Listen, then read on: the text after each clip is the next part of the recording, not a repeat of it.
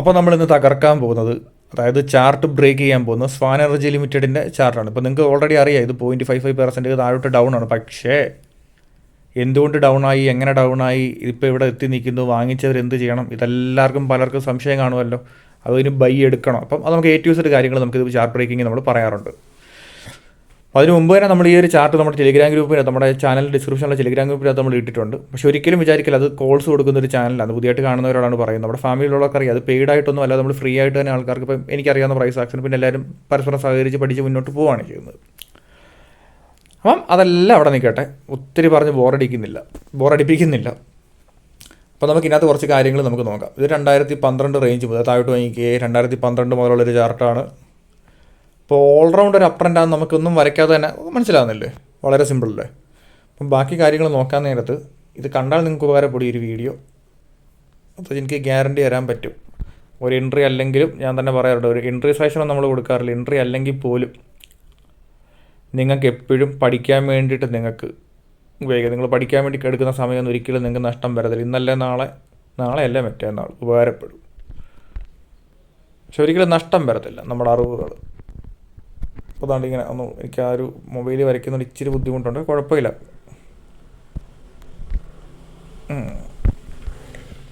പിന്നെ നിങ്ങളെല്ലാവരും നന്നായിട്ട് വരച്ച് പഠിക്കുന്നുണ്ടെന്ന് ഞാൻ വിശ്വസിക്കുന്നു. ഓക്കെ. അപ്പം നമുക്കിത് കാണുമ്പോഴത്തേക്ക് അറിയാം. അപ്പം നമുക്കിനകത്ത് ചില വെറൈറ്റി എൻട്രികളൊക്കെ നമുക്ക് ഓൾറെഡി കണ്ടെടുത്താൻ പറ്റും. അതെങ്ങനെയാണെന്ന് വെച്ചാൽ ഇത്രയേ ഉള്ളൂ. നമ്മളിപ്പോൾ ആ ഒരു സപ്പോർട്ട് മാത്രം വരച്ച് അവിടെ വെച്ചാൽ നമുക്ക് കുറച്ച് കാര്യം പറഞ്ഞു തരുന്നുണ്ട് കേട്ടോ. ഇവിടെ ഒരു ട്രയാങ്കിൾ പാറ്റേൺ നമുക്കിത് കാണാൻ പറ്റും. ഞാനത് ബ്ലാക്ക് ഇട്ട് വരച്ച് റെഡ് ഇങ്ങോട്ട് നോക്കി. ഈ ഒരു ഏരിയ കാണുമ്പോഴത്തേക്ക് അല്ലെങ്കിൽ ഒന്നുകൂടെ എളുപ്പത്തിന് വേണ്ടി ഞാൻ കാണിച്ചു തരാം. ഇവിടെ ഒരു ട്രയാങ്കിൾ പാറ്റേൺ കാണാൻ പറ്റും. അത് ബ്രേക്ക് ചെയ്യാൻ വേണ്ടി നിങ്ങളിത് വെയിറ്റ് ചെയ്താൽ ഈ ഒരു ഡൗൺ വരുന്നതിന് മുമ്പ് തന്നെ നിങ്ങൾക്കത് എത്ര പെർസെൻറ്റേജ് മൂവ്മെൻറ്റ് കിട്ടും. ഒരു 200% അടുത്തുള്ള മൂവ്മെൻറ്റ് നിങ്ങൾക്ക് അവിടെ നിന്ന് തന്നെ കിട്ടിയില്ലേ, പോരെ, അടിപൊളിയല്ലേ. അപ്പോൾ നമുക്ക് അറ്റ്ലീസ്റ്റ് ഇവിടെ ഒരു റെസിസ്റ്റൻസ് വെച്ചാൽ പോലും പോട്ടെ, ഇവിടെ നമുക്ക് റെസിസ്റ്റൻസ് വെച്ചാൽ പോലും നമുക്ക് എന്തോരം നല്ല പെർസെൻറ്റേജ് കിട്ടിയെന്ന് കണ്ടോ. ഓക്കെ, അത് ബ്രേക്ക് ആകുന്ന വരെ വെയിറ്റ്. അത് ഇംപ്രവൈസേഷനൊക്കെ എങ്ങനെ ചെയ്യണം എന്നുള്ള പല വീഡിയോയിലും പറയുന്നുണ്ട്. പക്ഷേ നമ്മളതൊന്നും ഒത്തിരി വലിച്ചു നീട്ടുന്നില്ല. ഇത് ഞാൻ ജസ്റ്റ് ഇപ്പോൾ നിങ്ങൾക്ക് അത് കാണിച്ചു തരാൻ വേണ്ടി പറഞ്ഞേ ഉള്ളൂ.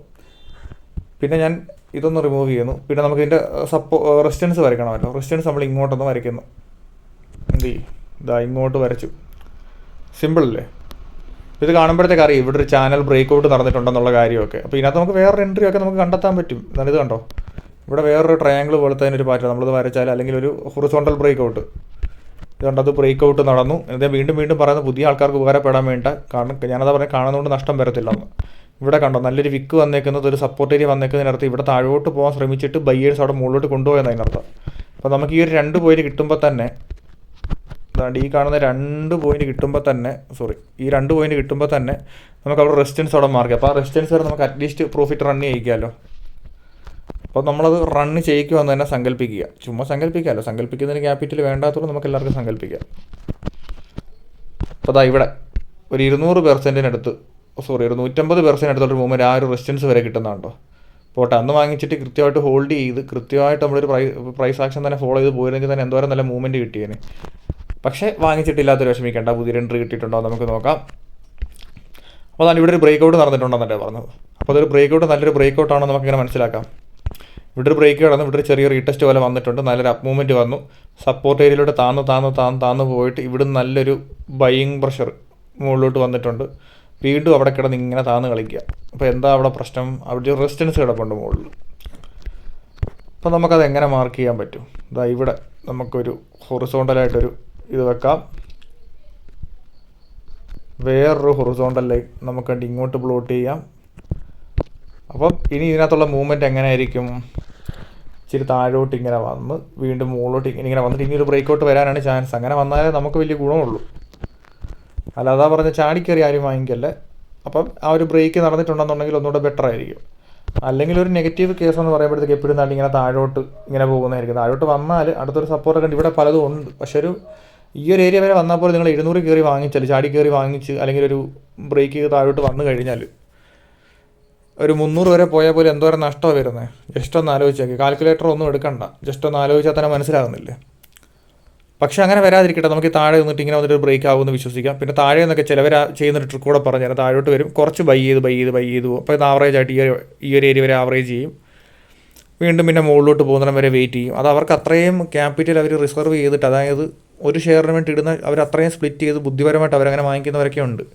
നിങ്ങൾക്ക് ജസ്റ്റ് ആലോചിച്ചാൽ ആ ഒരു ഐഡിയ ഒക്കെ നിങ്ങൾക്ക് കിട്ടുന്നേ ഉള്ളൂ.